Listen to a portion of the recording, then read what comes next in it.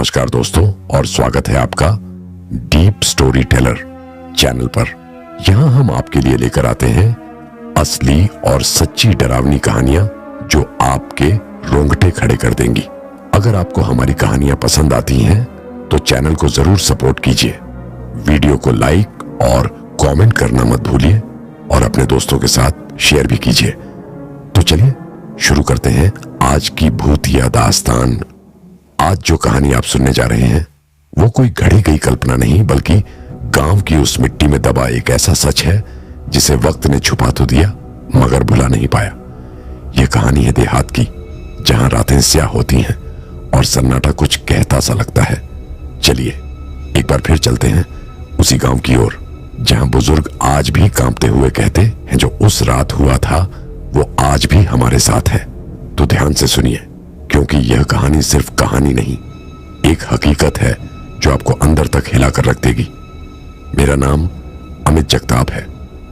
मैं अभी भोपाल में एक प्राइवेट कंपनी में काम करता हूं, लेकिन मेरा बचपन जौनपुर के एक छोटे से गांव रामपुर में बीता है। मैं आज तक इस बात को किसी से नहीं बोल पाया, लेकिन आपकी कहानियां सुनकर लगा कि शायद आप ही हैं जिनको मैं यह सब बता सकता हूं। यह बात साल 1985 की है। हमारे गांव के बाहर एक बहुत पुराना टूटा फूटा वाड़ा था। लोग उसे ठाकुर का हवेली कहते थे। बचपन से हम सुनते आए थे कि रात के वक्त उस वाड़ा से ढोल ताशे और शादी के गीतों की आवाजें आती हैं, लेकिन हम सबको लगता था कि यह सब बुजुर्गों के बनाए हुए फालतू किस्से हैं ताकि बच्चे रात को बाहर ना जाएं। लेकिन एक एकादशी की रात मैं और मेरा दोस्त राकेश मजाक मजाक में उस वाड़े के पास चले गए। मुझे आज भी याद है, रात के 3 बजे थे और उस वाड़े के अंदर से लाल रोशनी और शादी के गीतों की बहुत धीमी धीमी आवाजें आ रही थी। राकेश ने हंसकर कहा, लगता है पाटिलों की आत्माएं आज फिर शादी का जश्न मना रही हैं। लेकिन अगले ही पल वाड़े का बड़ा लकड़ी वाला दरवाजा अपने आप अंदर से खुल गया और किसी ने हमें सीधी नजर से देख लिया। वो पल मैं जिंदगी भर नहीं भूल सकता। मैं तब सिर्फ 17-18 साल का था। रामनगर गांव बहुत छोटा था, ज्यादातर लोग खेती करने वाले थे और शाम ढलते ही अपने अपने घरों में घुस जाते थे। गांव की आखिरी गली के बाद एक पुराना पत्थर से बना था। सीढ़ियां टूटी हुई, ऊपर की छत पेड़ की जड़ों से फटी हुई और बरसों से बंद पड़ा हुआ। बचपन से गांव के बड़े लोग बताते थे कि उस वाड़े में नींद बिल्कुल नहीं आती। जो सोता है वह जिंदा नहीं लौटता। लेकिन हम सब लड़के यह बात मजाक के तौर पर ही सुनते थे। कई बार शाम को खेलते खेलते हम लोग वाड़े के आसपास तक चले जाते थे, पर कोई भी अंदर जाने की हिम्मत नहीं करता था। सबसे अजीब बात यह थी कि हर अमावस्या और हर एकादशी की रात वहां से ढोल ताशे और बारात के गीतों जैसी आवाजें आती थीं। कुछ लोगों ने तो दावा भी किया था कि उन्होंने लाल कपड़े पहने हुए लोगों को छत पर घूमते हुए देखा है। लेकिन गांव में सब बस यह कहकर बात टाल देते थे, पुराने वक्त की आत्माएं होंगी, छिड़ना मत। मैं और राकेश, मेरा पड़ोसी और सबसे अच्छा दोस्त, शुरू से ही ऐसे किस्सों पर हंसते थे। हम दोनों हमेशा यही कहते थे, अगर सच में कुछ है तो एक दिन चलकर देखेंगे। और वो दिन बहुत जल्दी आ गया। 11 बजे रात गांव में बिजली चली गई थी। हम दोनों घर के बाहर चारपाई पर बैठे बातें कर रहे थे। माहौल बिल्कुल शांत था। थोड़ी देर बाद हमें दूर से ढोल ताशे की बहुत धीमी धीमी आवाज सुनाई दी। पहले लगा किसी ने रेडियो चला दिया होगा, लेकिन फिर आवाज सीधी उस वाड़े की तरफ से आने लगी। राकेश ने मेरी तरफ देखा और धीरे से बोला, अमित चल, आज सच में देख के आते हैं। अगर कुछ नहीं निकला तो आइंदा से किसी बाबा कहानी पर हंसेंगे भी नहीं। मुझे नहीं पता क्यों, लेकिन उस वक्त मेरे शरीर में एक अजीब सी ठंडी लहर दौड़ गई। फिर भी मैं बोला, चल। हम दोनों धीरे धीरे उस टूटे हुए वाड़े की तरफ बढ़ने लगे। ज्यों-ज्यों हम पास पहुंचते गए, लाल रोशनी और गीतों की आवाज और ज्यादा तेज होती गई। और जैसे ही हम उस लकड़ी के दरवाजे के सामने पहुंचे, दरवाजा अपने आप करकराकर थोड़ा सा खुल गया और अंदर से किसी ने बिना पलक झपकाए हमें घूरना शुरू कर दिया। जैसे ही दरवाजा अपने आप करकराकर थोड़ा सा खुला, मेरी सांस जैसे हक में अटक गई। अंदर बिल्कुल सन्नाटा था, लेकिन लाल सी रोशनी दीवारों पर हल्की हल्की चमक रही थी। कोई दिखाई नहीं दे रहा था, पर ऐसा लग रहा था कि कोई बहुत करीब खड़ा है, बिल्कुल सामने, बस दिखाई नहीं दे रहा। राकेश ने धीरे से मेरा हाथ पकड़ा और धीरे धीरे दरवाजे के अंदर झांका। कोई आवाज नहीं, कोई हलचल नहीं, सिर्फ दूर पीछे की तरफ से ढोलकी की बहुत धीमी धुन आ रही थी, जैसे कोई बहुत पुरानी शादी चल रही हो। हमने एक दूसरे की तरफ देखा और बिना कुछ बोले अंदर कदम रख दिया। जैसे ही हमने पहला कदम अंदर रखा, दरवाजा पीछे से धड़ाम से बंद हो गया। राकेश घबरा कर पलटा। अमित, दरवाजा किसने बंद किया? मैंने जवाब देने की कोशिश की, लेकिन मेरे मुंह से आवाज ही नहीं निकली। हम दोनों ने एक साथ ऊपर देखा। छत पर किसी के चलने की आवाजें आ रही थी। एक दो नहीं, जैसे दर्जनों लोग एक साथ चल रहे हैं। टक टक टक, वो आवाजें बिल्कुल हमारे ठीक ऊपर रुक गई। राकेश ने कांपते हुए फुसफुसाया, लगता है यह मजाक भारी पड़ने वाला है। अचानक सीढ़ियों के दूसरी तरफ से किसी के हंसने की धीमी आवाज सुनाई दी। ना वो मर्द की थी, ना औरत की। वैसी हंसी होती है न जिसे सुनकर शरीर सिहर उठता है। वही थी। राकेश ने मेरा हाथ जोर से पकड़ा और बोला, अमित चल जल्दी निकलते हैं। हम जैसे ही पीछे मुड़े, वो लाल रोशनी एकदम बुझ गई और पूरे वाड़े में काला अंधेरा फैल गया। अंधेरे में सिर्फ एक ही चीज सुनाई दे रही थी, वही किसी की धीमी सी हंसी और दबी दबी ढोलकी की आवाज। और तभी हम दोनों को सीढ़ियों के नीचे से किसी के सांस लेने की आवाज सुनाई दी। हमने धीरे से गर्दन घुमाई और वहीं अंधेरे में दो बिल्कुल सफेद चमकती आंखें हमारी तरफ सीधा देख रही थीं। वो दो चमकती हुई सफेद आंखें अंधेरे में हमारी तरफ बिल्कुल बिना झपकाए देख रही थी। राकेश ने धीरे से मेरी बांह पकड़ी। उसका हाथ कांप रहा था। हम दोनों बुरी तरह डर गए थे, लेकिन टांगे जैसे जमीन से चिपक गई थी, भाग ही नहीं पा रहे थे। अगले ही पल ढोलकी की धुन अचानक तेज हो गई, जैसे किसी ने एकदम से रफ्तार बढ़ा दी हो, और उसी के साथ वो आंखें धीरे धीरे हमारी तरफ बढ़ने लगी। कोई शरीर नजर नहीं आ रहा था, सिर्फ आंखें, और हर कदम के साथ लकड़ी की फर्श चरचराती थी। राकेश ने फुसफुसाकर कहा, अमित अगर हम अभी नहीं भागे ना तो वापस नहीं निकल पाएंगे। मैंने बस सिर हिलाया। हम दोनों ने पूरी ताकत से पीछे की तरफ भागना शुरू किया। अंधेरे में टकराते हुए कुछ भी दिखाई नहीं दे रहा था, लेकिन वो कदमों की क्रर क्रर की आवाजें हमारे ठीक पीछे आती जा रही थी, जैसे कोई हमारे कान के बिल्कुल पास चल रहा हो। हम दरवाजे तक पहुंचे, लेकिन दरवाजा पूरी तरह से बंद था और अंदर से किसी ने उसे पकड़ रखा था। राकेश ने जोर से धक्का मारा, लेकिन दरवाजा हिल तक नहीं रहा था। और तभी मेरे कान के ठीक पास से किसी ने बहुत धीमे स्वर में एक पुराना विवाह गीत गुनगुनाया, इतनी पास से कि मुझे उस आवाज की सांस तक महसूस हुई। मैं और राकेश दोनों ने एक साथ पलट कर देखा और पहली बार वह चेहरा साफ साफ दिखाई दिया।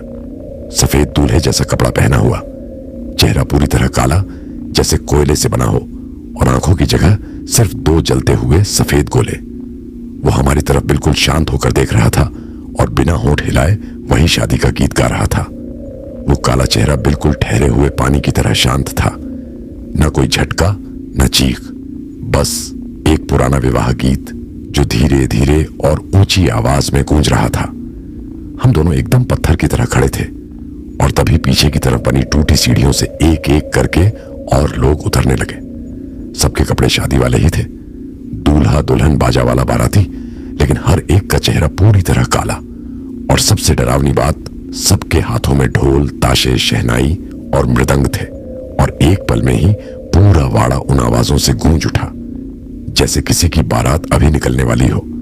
आवाज इतनी तेज हो गई थी कि हमें कुछ भी साफ सुनाई नहीं दे रहा था। बाराती धीरे धीरे गोले की शक्ल में हमारी तरफ बढ़ रहे थे। राकेश ने बुरी तरह चीखते हुए दरवाजे को जोर से लात मारी। हट जा, खोलिए दरवाजा। और तभी एक काले बाराती ने अपनी शहनाई को सीधा राकेश के कान पर बजाना शुरू कर दिया। वो धुन ऐसी थी जैसे किसी की रूह को सीधा अंदर खींच रही हो। राकेश ने दोनों हाथों से अपने कान पकड़े और जमीन पर गिरते हुए चिल्लाया, अमित भाग। मैंने आखिरी बार चारों तरफ देखा। हर तरफ बस काले चेहरे और सफेद आंखें थीं, और वह सब एक साथ नाच रहे थे, मानो हम ही इस बारात के दूल्हे हों। मैं पूरी ताकत लगाकर दरवाजे की ओर भागा और अचानक दरवाजा अपने आप खुल गया। जैसे ही मैं बाहर निकला, पूरा वाड़ा एक पल में बिल्कुल शांत हो गया। ना ढोलकी, ना गाना, ना बाराती। मैंने घबराकर पीछे मुड़कर देखा। वाड़ा ऐसे खड़ा था जैसे सदियों से उसमें कोई गया ही ना हो, लेकिन राकेश अंदर ही रह गया था। मैंने उसे आवाज लगाई, राकेश बाहर आ। कोई जवाब नहीं। दूसरी बार जोर से पुकारा राकेश, और अगले ही पल वारे के अंदर से शहनाई की वही धुन फिर से बजने लगी। पर इस बार शहनाई के साथ एक आवाज भी आई, अमित तू भी आजा, बारात अभी तो शुरू हुई है। वो आवाज जमीन के अंदर से आती हुई लग रही थी, जैसे किसी ने राकेश की जुबान छीन ली हो और वाड़ा उसी से बोल रहा हो, अमित आजा, बारात अब निकलेगी। मेरे होश उड़ चुके थे। आंखों के सामने अंधेरा छाने लगा, लेकिन पता नहीं कहां से हिम्मत आई। मैंने पत्थर उठाकर फिर से चिल्लाया, राकेश बाहर आ, वरना मैं अंदर आ रहा हूं। लेकिन उस पत्थर के गिरते ही वाड़े का पूरा दरवाजा भभक कर लाल रंग से चमक उठा, जैसे किसी ने आंख का पर्दा टांग दिया हो। और फिर मुझे अंदर से वह बारात निकलती हुई दिखाई दी। 4 लोग राकेश को कंधे पर उठाकर ला रहे थे, लेकिन राकेश की आंखें पूरी तरह खाली थीं। चेहरे पर एक अजीब सी मुस्कान थी, जैसे वो किसी और की शादी में मेहमान नहीं बल्कि खुद दूल्हा हो। सब बाराती वही पुराने जमाने के कपड़ों में थे। काले चेहरे, लाल रोशनी उनके पीछे पीछे बह रही थी। मैं पत्थर बना खड़ा था। तभी राकेश ने अपनी गर्दन मोड़ी और मुझे देखते हुए धीरे से मुस्कुरा दिया। वही मुस्कान जो मरने वाले आदमी के चेहरे पर आखिरी बार आती है। उसने होंठ हिलाए, लेकिन आवाज वाड़े के अंदर से आई, अब तू भी आएगा अमित। जिस किसी ने एक बार इस बारात को देख लिया वो कभी सो नहीं पाएगा। और अगले ही पल वहां का पूरा माहौल शांत हो गया। बारात समेत सब कुछ एक झटके में ऐसे गायब हो गया जैसे उसका कभी वजूद ही नहीं रहा हो। चारों ओर सिर्फ खाली खेत और ठंडी हवा। मैं वहीं खड़ा रहा और धीरे धीरे मुझे महसूस हुआ कि मेरी आंखों के सामने सब कुछ धुंधला होने लगा है और मैं बेहोश हो गया। उस दिन से आज तक मैं चैन से सो नहीं पाया हूं। बस रात के 2 और 4 के बीच कहीं दूर से वही शहनाई की आवाज आती है, और हर बार मैं डर कर आंखें खोल देता हूं, क्योंकि मुझे लगता है वह बारात मुझे लेने फिर से आ रही है, जिसे सोचकर ही मेरी रूह कांप जाती है। अगर कभी किसी सुनसान जगह से शादी के ढोल ताशों की आवाज सुनाई दे तो उत्सुक मत होना, क्योंकि हो सकता है वह बारात तुम्हारे लिए ही हो। और याद रखना, जो एक बार इस बारात को देख लेता है वो फिर कभी चैन की नींद नहीं सो पाता। तो दोस्तों, कैसी लगी यह कहानी आपको कमेंट में बताना ना भूलना, और हां, अपना नाम जरूर लिखना। तो अब सुनते हैं अगली कहानी। मेरा नाम विकास कुमार है। मेरी उम्र 24 साल है और अभी मैं वाराणसी में पढ़ाई कर रहा हूं। लेकिन मेरा असली गांव बेलघाट, सोनभद्र, बिहार में है। मैं आपसे बस एक बात कहना चाहता हूं। यह जो मैं बताने जा रहा हूं वो कोई कहानी नहीं है, ये मेरे साथ सच में हुआ था। हमारे गांव में हर साल सावन शुरू होते ही एक जवान आदमी की अचानक मौत हो जाती है और लाश के पास से टूटी हुई काली चूड़ियां मिलती हैं। लोग कहते हैं वो काली चूड़ाधारी डायन इस गांव पर अब भी लगी हुई है, और वह हर साल एक दूल्हा चुनती है जिसकी आत्मा को वहां अपने साथ ले जाती है।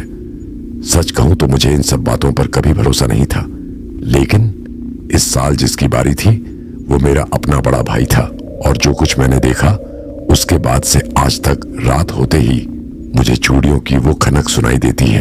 उस समय मेरी छुट्टियां लगी थीं और मैं वाराणसी से गांव बेलघाट आ गया था। सावन शुरू होने ही वाला था। गांव का माहौल ठीक था, लेकिन कुछ लोगों के चेहरे पर अजीब सी चुप्पी थी, जैसे सबको पहले से पता हो कि इस बार किसकी बारी है। मेरा बड़ा भाई अनिल, जो 27 साल का था, बहुत सीधा और मजाकिया था। उसे भी इन सब बातों पर यकीन नहीं था। एक दिन शाम को हम दोनों खेत से वापस लौट रहे थे। तभी रास्ते में एक सुनसान कुएं के पास से गुजरते हुए भाई ने मजाक में कहा, सुन विकास, अगर सच में कोई काली चूड़ियों वाली डायन होती ना तो अब तक किसी ने उसका वीडियो बना लिया होता। मैंने भी हंसते हुए कहा, सब बेवकूफी है भाई, ये सब पुराने जमाने की बातें हैं। लेकिन उसी पल कुएं के पास वाले नीम के पेड़ के पीछे मुझे लगा जैसे किसी ने लाल साड़ी सरकाकर हमें देखा हो। मैंने ध्यान से देखा, लेकिन वहां कुछ नहीं था। मैंने बात अनिल को बताई तो उसने हंसते हुए बोला, तू भी डरने लगा क्या? चल गांव चल। रात को करीब 9:30 हम दोनों खाना खाने के बाद बाहर दरवाजे पर चारपाई पर बैठकर बात कर रहे थे। गांव बिल्कुल शांत था। तभी कहीं बहुत दूर से कांच की चूड़ियों की बहुत हल्की खनक सुनाई दी। पहले लगा किसी औरत के हाथ से चाय का गिलास गिरा होगा, लेकिन धीरे धीरे हमारे दरवाजे तक पहुंच गई। भाई ने चुप होकर दाएं बाएं देखा और बोला, घर के अंदर चल, शायद कोई पागल औरत इधर घूम रही है। हम दोनों उठे ही थे कि पीछे से एक धीमी सी मीठी हंसी सुनाई दी, बिल्कुल ऐसे जैसे कोई औरत बिना बोले हमारे पास खड़ी हो। हमने पलट कर देखा, पास वाले खेत की मेड़ पर एक औरत लाल साड़ी में खड़ी थी और उसके हाथों में काली कांच की चूड़ियां चमक रही थी।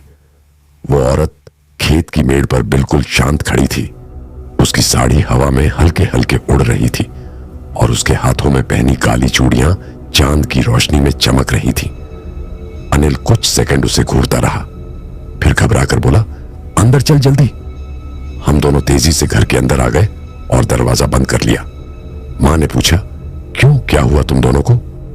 भाई ने बात को आगे बढ़ने नहीं दिया, बस इतना कहा, कुछ नहीं। यूं ही रात के करीब 12:30 होंगे। मैं कमरे में लेटा था, पर आंखों के सामने बार बार उसी औरत का चेहरा आ रहा था। अचानक खिड़की के बाहर से फिर वही काली चूड़ियों की खनक सुनाई दी। इस बार आवाज बहुत नजदीक थी, ऐसे जैसे कोई खिड़की के ठीक बाहर खड़ा हो। मैं धीरे से उठकर खिड़की तक गया और जरा सा पर्दा हटाकर देखा। वो लाल साड़ी वाली औरत हमारे ही आंगन में खड़ी थी, एकदम सीधा घर की तरफ देखकर मुस्कुरा रही थी। उसकी मुस्कान बहुत ही धीमी और अजीब थी, जैसे वह अच्छी तरह जानती हो कि हम उसे देख रहे हैं।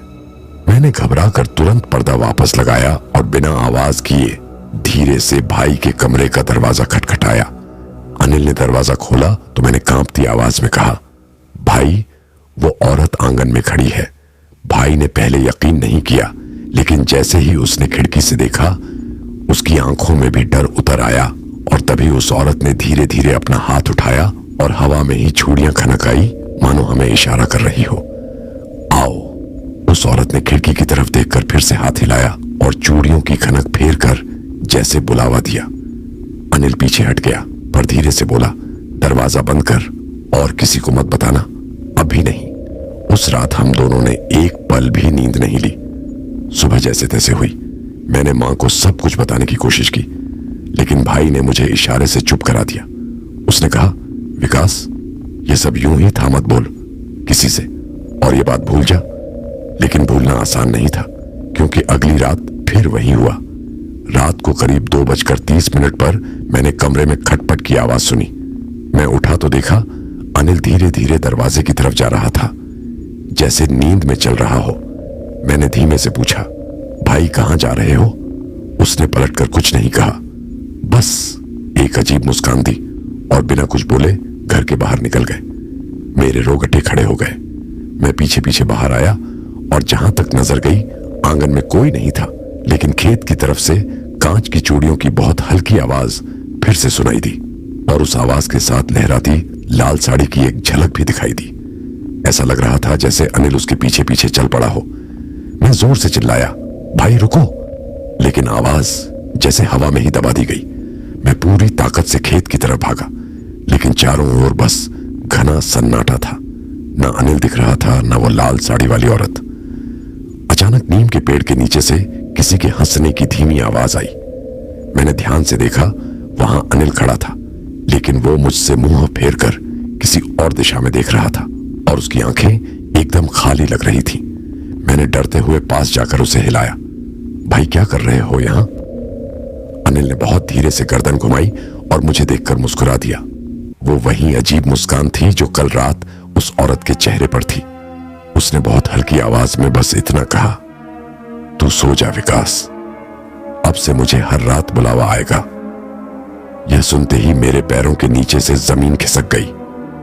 मैंने उसे जबरदस्ती पकड़कर घर की तरफ खींचा, लेकिन वह लगातार पीछे की तरफ देख रहा था, जैसे कोई पीछे खड़ा हो और उसे इशारा कर रहा हो। उस रात अनिल बिल्कुल चुप रहा, ना किसी से बात, ना कुछ खाया। सुबह होते ही गांव के एक जुर्ग किशोर बाबा हमारे घर आए उन्होंने अनिल को देखते ही कहा, तुम लोगों ने कोई औरत देखी क्या जो लाल साड़ी में हो और काली चूड़ियां पहनती हो? मैं चौंक गया और बिना कुछ छुपाए सब कुछ बता दिया। बाबा कुछ पल चुप रहे और फिर धीरे से बोले, तुम्हारे भाई को उस काली चूड़ाधारी ने चुन लिया है। अब वो हर रात उसे अपने पास बुलाएगी और अगर तीसरी रात भी वह बाहर गया तो वह वापस नहीं आएगा। बाबा की बात सुनते ही मेरे रोकते खड़े हो गए। वो बोले, आज रात आखिरी मौका है, अगर तू अपने भाई को रोक पाया तो वह बच जाएगा, वरना वह भी उसकी बारात का हिस्सा बन जाएगा। शाम होने लगी और अनिल फिर से शांत हो गया, एक शब्द तक नहीं बोला।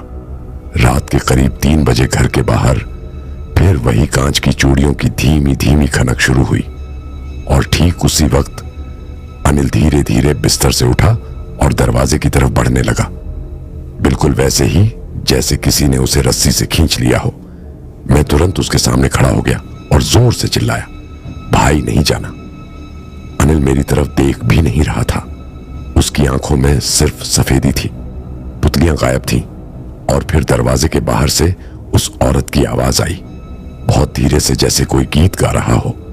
मैं पूरी ताकत से अनिल को पकड़कर जमीन पर बिठा दिया और दोनों हाथों से उसका चेहरा पकड़कर चिल्लाया, भाई मां को देखो, मां तुम्हारा इंतजार कर रही है, तुमको कुछ हो गया तो हम सब भी मर जाएंगे। कुछ पल के लिए उसकी सांस तेज हुई और पहली बार उसकी आंखों में थोड़ी सी रोशनी लौटी, लेकिन तभी दरवाजे के बाहर कांच की चूड़ियां जोर से टूटी और एक पल के लिए लगा जैसे वो औरत बहुत जोर से चीखी हो। अनिल जोर से कांपा और बेहोश होकर जमीन पर गिर गया। मैं डर के मारे कुछ पल वहीं बैठा रहा। धीरे धीरे वो खनक और आवाजें बिल्कुल गायब हो गई। सुबह हुई तो अनिल ने अपनी आंखें खोली और पहली बात जो उसने कही, बिकॉज कल रात अगर तू नहीं होता तो मैं कभी वापस नहीं आता। उस दिन के बाद से गांव वाले कहते हैं कि काली चूड़ाधारी डायन अब भी किसी नए दूल्हे की तलाश में घूम रही है। बस फर्क इतना है, अब वह हमारे गांव की मेड़ पर नहीं दिखती, बल्कि आसपास के गांवों में खनकती हुई चूड़ियों की आवाज सुनी जाने लगी है। और तभी से मैं हर रात सोने से पहले बस एक बात सोचता हूं, कहीं अगली बार उसकी चूड़ियां मुझे बुलाने ना आ जाएं। अगर कभी सावन की रात किसी सुनसान खेत के पास से चूड़ियों की खनक सुनाई दे तो पलट कर मत देखना, क्योंकि हो सकता है वह डायन किसी और को नहीं तुम्हें दूल्हा बनाने आई हो। तो दोस्तों, कैसी लगी कहानी? अब सुनते हैं अगली कहानी। यह जो मैं सुनाने जा रहा हूं इसे किस्सा या अफवाह मत समझना। मैं खुद वहां रहा हूं, उस गांव में, झारखंड के एक सुदूर हिस्से में, जहां आज भी रात के बाद आदमी घर से बाहर नहीं निकलते और औरतें छतों से झांकने से भी डरती हैं। कहते थे घाट के उस पार जो पुराना मंदिर है, वहां हर सावन की 14 को कुछ औरतें जमा होती हैं। कपड़े तो पहनती थीं, पर जैसे उनकी आंखों में कोई होश ही नहीं होता। मेरी नानी कहा करती थी, जिन औरतों ने अपने बच्चों को खोया वो वहां जाकर दूसरों के बच्चों की आत्मा को बांधती है ताकि अपना पिछला जन्म पूरा कर सके। मैं हंस दिया करता था, पर अब 25 साल बाद जब दोबारा उस गांव लौटा तो मुझे एहसास हुआ वो घाट, वो औरतें, वो चिल्लाहटें सब आज भी वैसी ही हैं।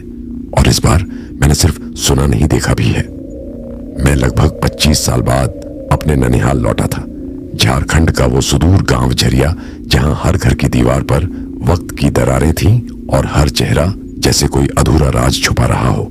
रात को ट्रेन से उतरकर जब गांव पहुंचा तो हवा में एक अजीब सी गंध थी, नमी और कुछ जले हुए तेल की महक जो मेरी यादों से बिल्कुल नहीं मिलती थी। मेरी नानी का घर अब उजाड़ सा हो चुका था, छत का एक हिस्सा ढह चुका था और दीवारों पर काले धब्बे थे, जैसे कोई सालों से जलता दिया वहां बुझा ना हो। अगली सुबह मैंने गांव की गलियों में थोड़ा घूमने का सोचा। पगडंडियों से होते हुए मैं उस पुराने घाट तक पहुंचा जहां बचपन में नानी मुझे नहाने ले जाया करती थी। लेकिन इस बार घाट सुनसान नहीं था। वहां बैठी थी एक औरत, सफेद साड़ी, खुले बिखरे बाल और आंखें ऐसी जैसे कई दिनों से नींद ने छुआ तक नहीं है।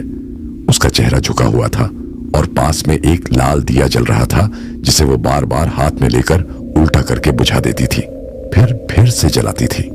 मैं उसे कुछ देर तक देखता रहा। बिना हिले। फिर मैंने पूछा, दीदी आप यहां अकेली? वो चुप, बस गर्दन झुकाए रही। फिर अचानक उसने वो दिया घाट के पानी में फेंक दिया और बड़बड़ाई, अब भी नहीं, अभी दिन है। मैं सिहर गया।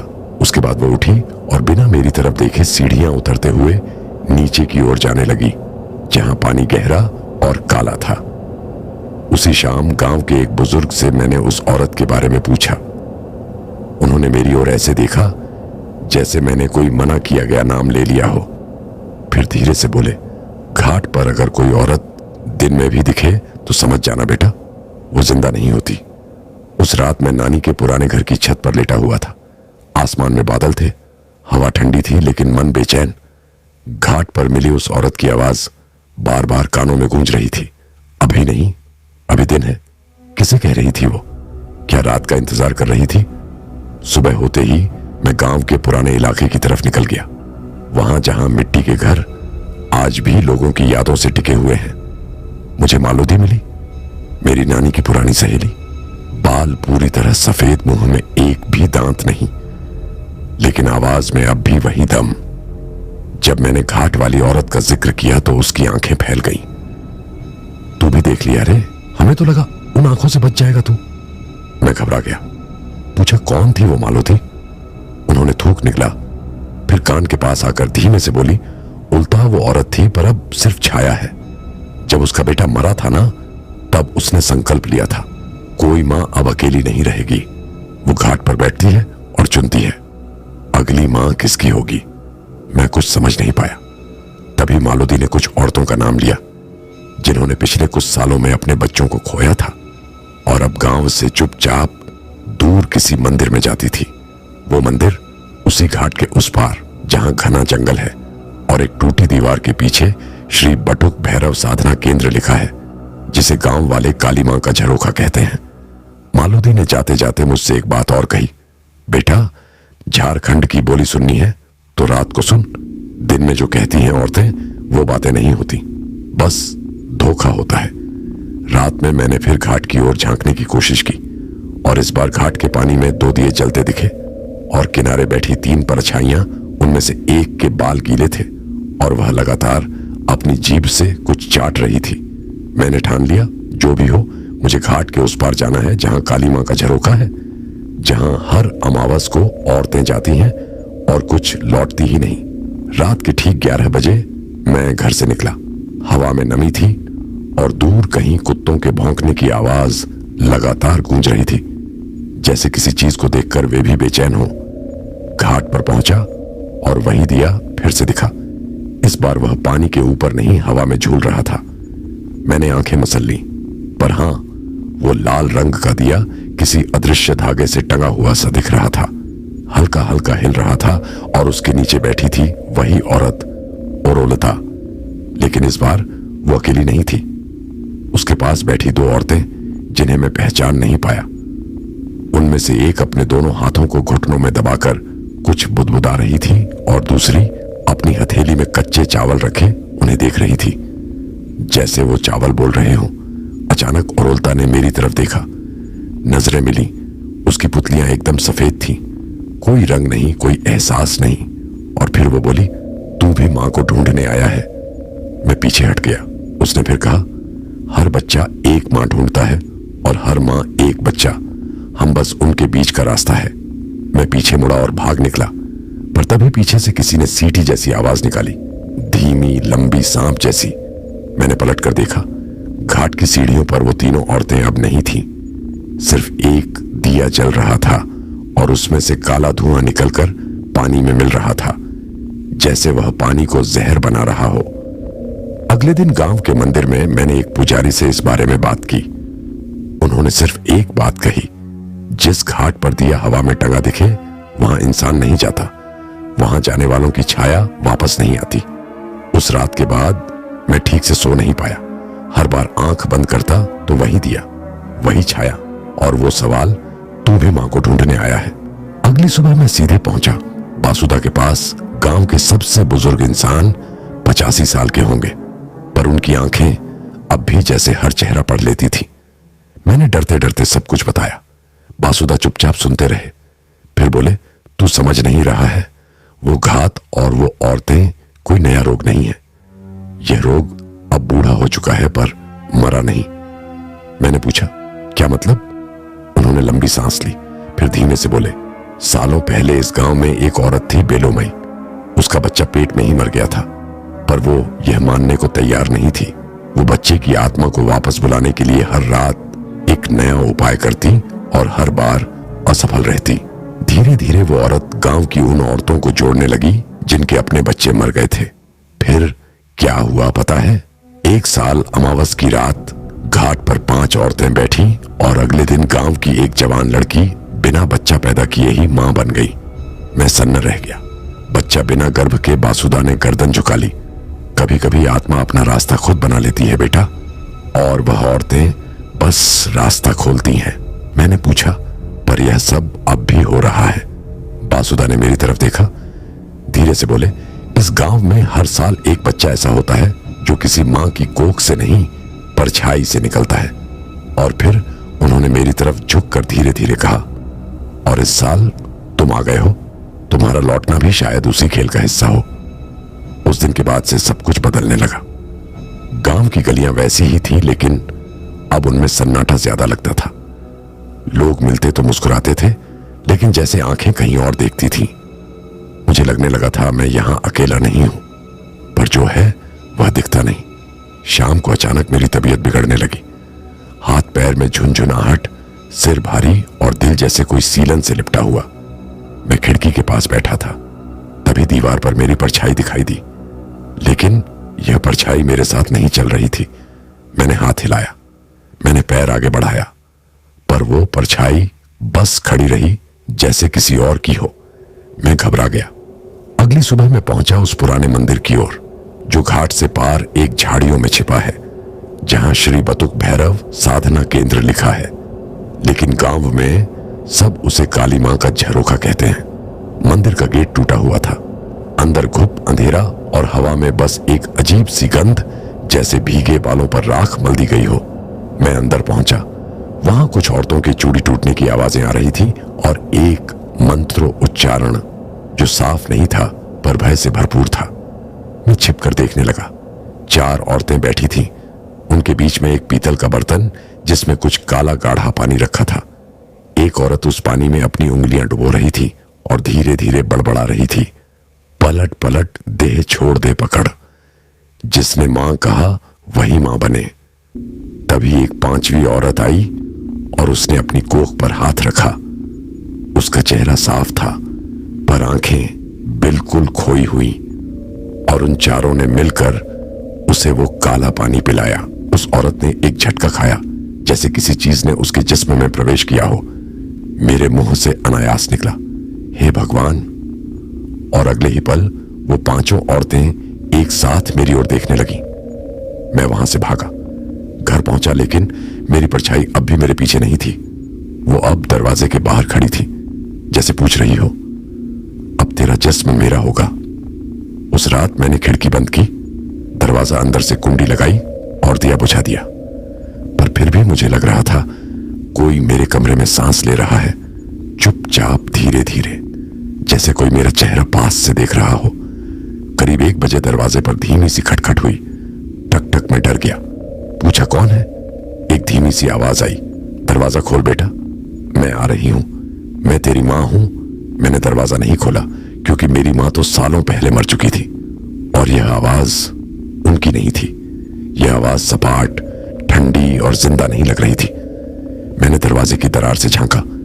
वहां एक औरत खड़ी थी, बाल बिखरे, चेहरा साफ, पर एक आंख नीचे की ओर लुढ़कती हुई, जैसे किसी ने उसे इंसान बनाने में कुछ हिस्सा अधूरा छोड़ दिया हो। उसने मुस्कुराकर कहा, तू जब यहां पैदा हुआ था ना, मैं वहीं थी। तेरे सिर के नीचे नींबू और राख मैंने ही रखी थी बेटा। मैंने कांपती आवाज में पूछा, तुम कौन हो? उसने धीमे से जवाब दिया, तेरे शरीर को जिन औरतों ने बेटा कहा, अब वो तुझसे मां का हक चाहती है। अब तुझे भी मां कहना होगा उस आत्मा को जो तुझ में उतरने वाली है। मैंने दरवाजा जोर से बंद कर दिया, लेकिन कमरे के अंदर अब भी उसकी गंध थी, वो जली हुई तेल और गीले कपड़ों की मिलीजुली महक। मैं बेहोश सा हो गया। सुबह जब आंख खुली, दरवाजा खुला था और मेरे बिस्तर के पास वो दिया फिर से रखा था जो घाट पर देखा था, लेकिन इस बार उस दिए की लौ नीली थी। मैं अब समझ चुका था जो कुछ हो रहा है वह कोई एक रात का डर नहीं है, बल्कि एक पुराना कर्ज है जो मुझसे भी वसूला जाना है। अगली सुबह मैंने ठान लिया अब मुझे उस मंदिर के पीछे की जमीन देखनी है, वही जमीन जिसे गांव में छुपका भाटा कहते हैं, जहां लोग दिन में भी पैर नहीं रखते। जब मैं वहां पहुंचा तो मिट्टी गीली थी, जैसे वहां रात भर कुछ खोदा गया हो। एक किनारे पर ताजा फूल बिखरे हुए थे जिन पर खून जैसे काले धब्बे थे, और थोड़ा आगे बढ़ते ही मुझे दिखाई दी एक छोटी सी सफेद चुन्नी जिसके किनारों पर चूड़ी के टूटे टुकड़े अटके हुए थे। मैंने जमीन को कुरेदा और तभी मुझे एक लकड़ी का ढक्कन सा महसूस हुआ। मैंने उसे खींचकर ऊपर उठाया। नीचे एक गड्ढा था, गड्ढे में पीले तेल से भीगा हुआ एक मिट्टी का बर्तन और उसके पास एक मुड़ी टुड़ी इंसानी हड्डी। मेरे पीछे किसी की आवाज आई। हर साल एक मां को नीचे भेजा जाता है ताकि एक नई परछाई ऊपर आ सके। मैं पलटा, मालोदी खड़ी थी। उनका चेहरा इस बार शांत नहीं, बिल्कुल बुझा हुआ था। मैंने पूछा, यह किसका शरीर है? मालोदी ने जवाब नहीं दिया, बस मेरी ओर देखा और कहा, जो औरत बच्चा खोती है वो मां नहीं रहती, वो सिर्फ देह बन जाती है और इस देह से फिर एक आत्मा को जन्म दिया जाता है, पर इस जन्म में कोई गर्भ नहीं होता, बस काली मिट्टी, राख और एक बलि। तभी जमीन के उस गड्ढे में से एक सांस की आवाज आई, जैसे कोई अंदर अब भी जिंदा हो। मैंने ध्यान से सुना और आवाज आई, मुझे मां बना दो, मुझे बाहर मत निकालो। मालोदी ने मेरा हाथ पकड़ा और कहा, अब तुझे वहां जाना होगा, तुझे देखना होगा जिस औरत को इस साल चुना गया है वो कौन है, क्योंकि अगला शरीर शायद तेरा हो और परछाई किसी और की। पूरा गांव जैसे किसी अंधेरी परछाई में डूबा हुआ था। घरों के दरवाजे बंद थे, खिड़कियां अंदर से गड़गड़ाकर कुंडी लगाई गई थी।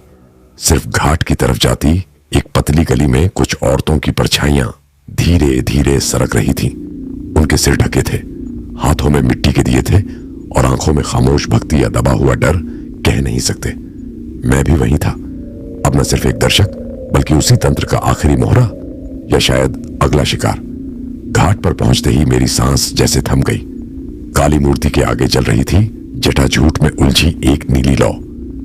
चारों ओर घी, लोहबान, सिंदूर और कुछ ऐसी जली हुई हड्डियां रखी थीं जिनकी गंध सीधे मेरी आत्मा तक जा रही थी। और बीच में वो बैठा था जिसका नाम किसी ने कभी नहीं लिया, पर जिसकी आंखों में मैं आज मौत को बैठा देख रहा था। बिना मेरी ओर देखे उसने कहा, या तो पूर्ण कर इस काली साधना को, या तो खुद परछाई बनकर उस जंगल में गुम हो जाएगा। मेरे सामने एक त्रिशूल रखा गया जिसमें अभी कुछ पल पहले ही एक जानवर की बलि दी गई थी। मैं कांप उठा, तभी वह औरतें एक एक कर आगे आईं। हर एक ने काली की मूर्ति के सामने अपनी एक एक पीड़ा अर्पित की। किसी ने अपनी बांझ खोख की पुकार, किसी ने मरे हुए पति की याद, किसी ने अपने गुमशुदा बच्चों का नाम लेकर रोया और फिर सबने एक साथ कहा, पूरी कर साधना वरना अधूरी पूजा गांव को फिर निकल जाएगी। मेरे हाथ थरथरा रहे थे, पर तभी एक जानी पहचानी परछाई धीरे धीरे मूर्ति के पीछे से निकली। वो उरुलता थी, लेकिन अब वो वही नहीं थी। उसकी आंखों से खून नहीं बल्कि अग्नि बह रही थी। बाल खुले, पांव उल्टे और चेहरे पर एक बेशर्म तृप्ति। वो हंसी जो मेरे पथ में बाधा बनेगा, उसकी आत्मा यहीं इसी त्रिशूल पर गाड़ी जाएगी। अब मेरे पास दो ही रास्ते थे, या तो उसका दिया हुआ अंतिम मंत्र पढ़ूं और इस काली साधना को पूर्ण करूं, या इस त्रिशूल को उठाकर उसकी हड्डियों को फिर से राख कर दूं। मैंने त्रिशूल उठाया और पूरे जोर से उसकी ओर फेंका। जय मां काली! एक जोरदार चीख हुई और ओलता की देह हवा में उठी और वहां से गायब हो गई। पर अगले ही पल घाट की सारी औरतें एक साथ चिल्लाई, देखो वो दिया अब भी जल रहा है। दिया बुझा नहीं था। काली की मूर्ति अब भी मुस्कुरा रही थी, या शायद मुझे ही ऐसा लगा। पर उस रात के बाद किसी औरत ने उस घाट का रुख नहीं किया और मैंने भी कभी पीछे मुड़कर नहीं देखा। आज भी अगर अमावस की रात कोई घाट पर दिया जलता देखे तो मत सोचना कि कोई पूजा कर रहा है, वो शायद तुम्हारी आत्मा मांगने आया है। दोस्तों, यह कहानी यहीं खत्म होती है, लेकिन इसके साये अब भी जिंदा हैं। कहते हैं कि जो भी रामपुर की उस हवेली या बेलघाट के खेतों के पास गया, उसे वही आवाजें सुनाई देती हैं और किसी की परछाई पीछे पीछे चलती है। अगर कभी आपको रात को ढोल ताशे या चूड़ियों की खनक सुनाई दे तो कभी पीछे मुड़कर मत देखना। हो सकता है वह बारात या वह औरत आपके लिए आई हो। याद रखिए, जो एक बार इस श्रापित खेल में फंस जाता है उसकी आत्मा कभी चैन नहीं पाती। तो दोस्तों, ये थी आज की कहानी। अगर आपके साथ भी कुछ अजीब हुआ है तो हमें लिख भेजिए। अगर आपको यह कहानी पसंद आई हो तो चैनल डीप स्टोरी टेलर को सब्सक्राइब करें, वीडियो को लाइक और कमेंट जरूर करें। अगली बार हम फिर मिलेंगे एक और खौफनाक किस्से के साथ। तब तक के लिए सुरक्षित रहिए और अंधेरे से सावधान रहिए।